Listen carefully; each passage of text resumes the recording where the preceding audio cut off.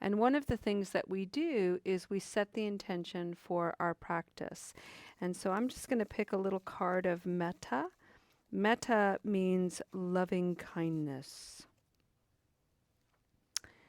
And here is the little painting that I made. And this one reads, "May you see how you are divine mystery. May you see how you are divine mystery." That's actually a perfect sentiment for our conversation this evening. For the month of February, friends, in the Spokane Sangha and in our practices of Recovery Dharma, we are going to be exploring a very ancient and powerful Buddhist teaching, something called the Lotus Sutra. And the Lotus Sutra has a much longer Pali name, but the one aspect of the Pali name that I want to remind everybody of is the word sada. And sada is all about cultivating a heart-led life, a life that is defined by trust, a life that is aspiring to have limitless compassion, loving kindness, joy, and equanimity. The Lotus Sutra is based on the oral traditions from the Buddha. It was actually completed about the year 200, and so it has been in development for hundreds of years, and it was changed and added to, but the essence of it has remained relatively the same. And one of the things about these sutras and following the advice of the Buddha is the Dharma, the teachings of the Buddha, one of the three jewels, is meant to come alive in every single person who hears it and who talks about it.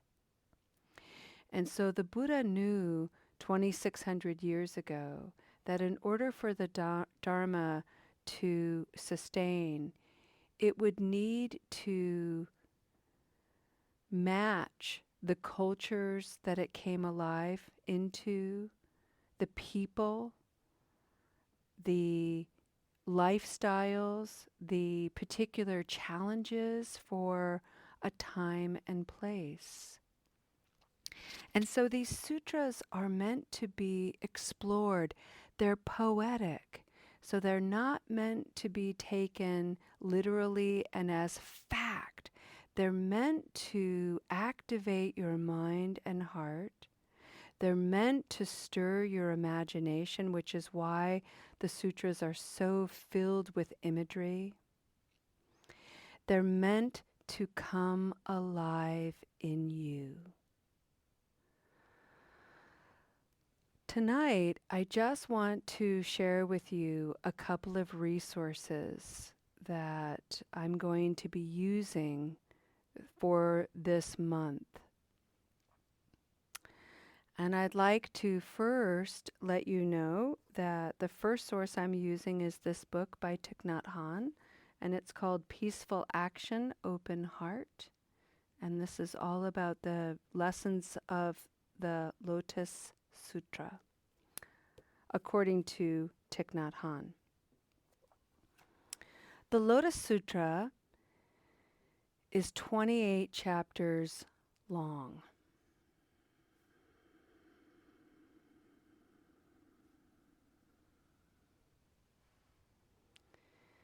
Historically, many scholars put the Lotus Sutra in two parts, and there's intention behind that. The first part of the Lotus Sutra, which is the first 10 chapters, is all about the historical Buddha. Shakyamuni, Siddhartha Gautama, those are the Buddha's names. Shakyamuni relates to the Buddha's tribe. He was of the Shakyamuni tribe. His name was Siddhartha. And he was a real human being. But like all ancient real human beings, there's a lot of legend around him, a lot of myth around him. So the first 10 chapters are stories indicating who he was. And the emphasis, the essence of that reflection in those chapters is a very gentle reminder, which is he was a real human being and you are a real human being. What he was able to achieve, you may also be able to achieve.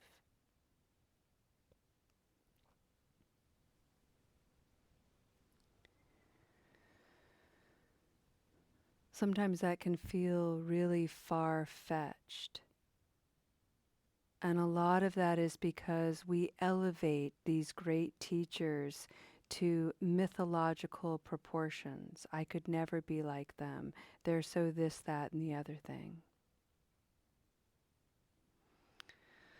It's really helpful to my mind anyway to remember that the Buddha got angry.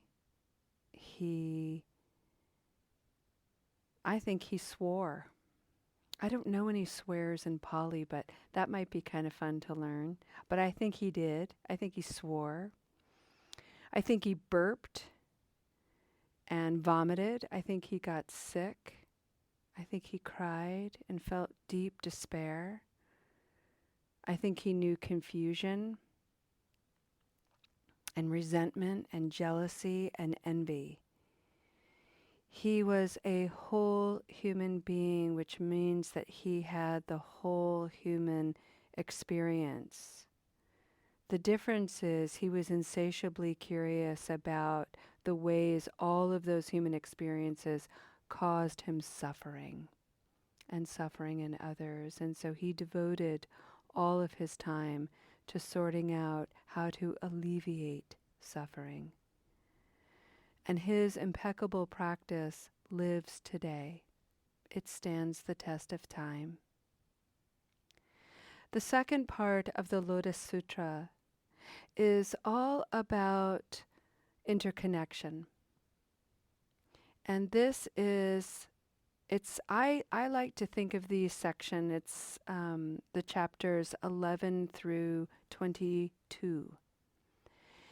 And these chapters are all about humility, frankly. And the humility isn't related to our flaws and imperfections. The humility is more associated with a sense of awe. We live in a vast, mysterious universe of which we are intimately connected. And when we get small and narrow in our self-centered, self-cherishing point of view, we forget that we are part of something divine and something deeply mysterious. We are interconnected with such grand intimacy.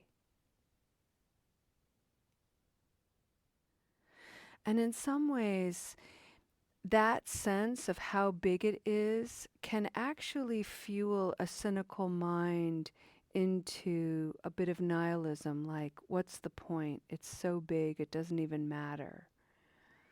And that's true, and not the whole truth. Because it is so big, and the fact that we're here is so rare that what we do, even though we're so insignificant, matters. How you treat yourself is how you treat other people, is how you treat your community, is how you treat the earth. It's all connected. It all matters. And our actions here on earth, we may never know their effect, good or bad. So you may have behaved in a way that you regret. But for the person on the receiving end of your unskillful action, you could have inspired them, you could have propelled them to do something different, and you may never know that. What you hold in regret could be somebody's success. And the contrary is true. Some action that you take that you never meant to cause harm could harm someone, and you would never know. And then, of course, there are those actions that we take that ripple out with such goodness that we'll never know. So the point of the Lotus Sutra, of these particular chapters of humility, is to practice in such a way that your actions, your understanding, your intention, your speech, your effort, your livelihood, your mindfulness, your concentration is all layered and steeped in wisdom. Thich Nhat Hanh referred to it as the teachings for the Bodhisattva. And I think that Thich Nhat Hanh is a Bodhisattva. So I have been calling him Sati Te. The Bodhisattva Sati Te, Satithy. And it means mindful teacher. And Sati Te said that there's a third section to the Lotus Sutra, chapters 23 to 28. And he defined these as actions because he was absolutely devoted to engaged Buddhism, making these practices come alive. And he devoted the majority of his life by bringing mindfulness to our awareness. And what most people don't realize is that he wrote a book, The Miracle of Mindfulness, as a booklet for his students back in Vietnam as a way of staying mindful and staying in the practice as his students worked to rebuild the ravaged homes and villages after the Vietnam War, and he didn't want them to be discouraged. So he wrote this book and sent it to them as a way of keeping their spirits up. He never imagined that it would have the world acclaim that it did. The Miracle of Mindfulness has been translated in 25 different languages. And it is, in some ways, the gospel of mindfulness. And he changed the consciousness of the world, and certainly the landscape of Western Buddhism.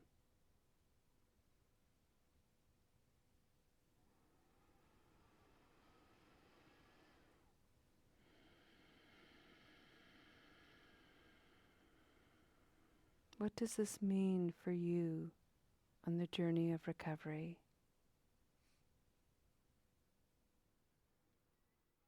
What it means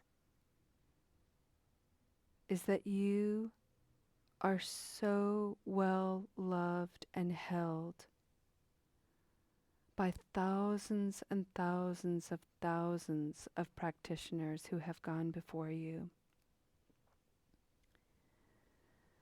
Their practice is in the air. It's in words written on the pages. It's in the inspired presence of so many practitioners alive and well around the world today.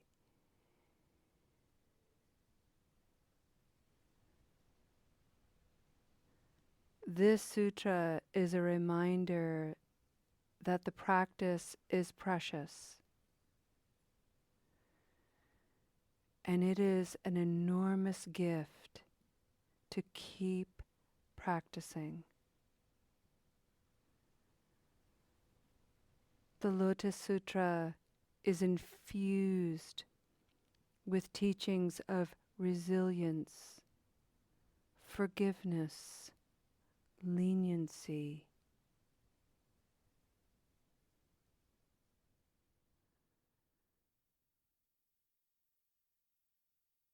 The Lotus Sutra is full of teachings about the strength of heart, compassion, kindness, and joy.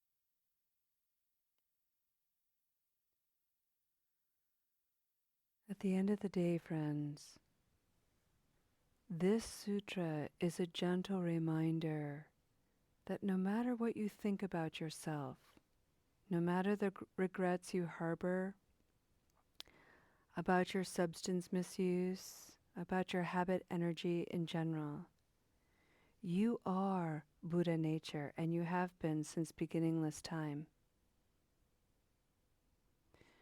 The practice is an invitation to uncover and excavate this Buddha nature alive and well in you, as a light for the world in darkness and confusion.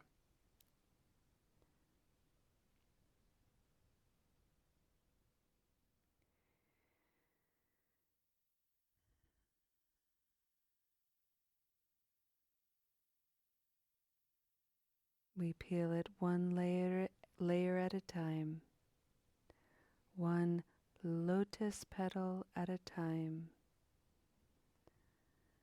one gentle brushstroke at a time.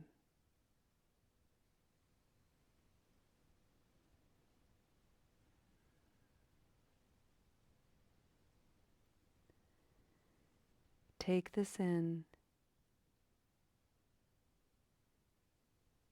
Maybe a mantra will rise forward. I am so well loved. I am supported.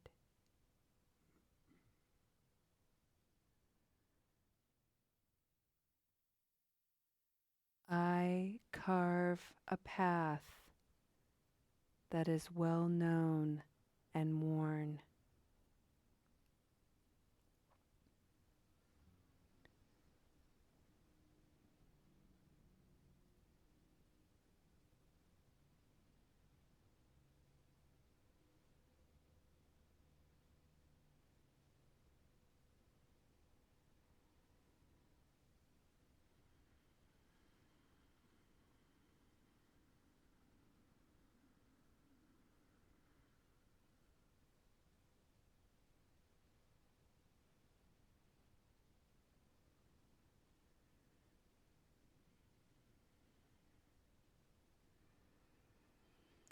We'll end our practice this evening by chanting 3 times homage to Shakyamuni Buddha. If you know this chant, you can chant with me, and you can just enjoy it as you listen.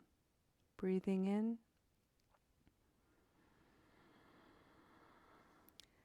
Tayatao Muni Muni Maha Muni Soha. Tayatao Muni Muni Maha Muni Soha. Tayatao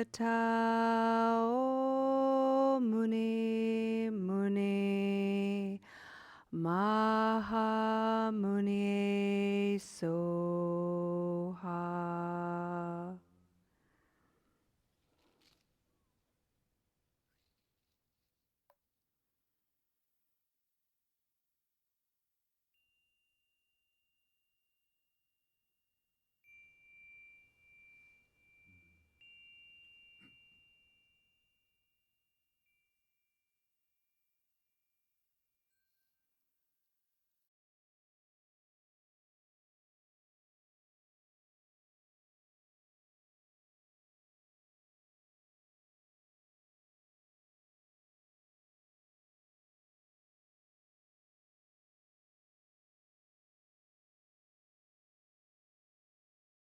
Alrighty, let's go ahead and end our practice with a dedication of merit.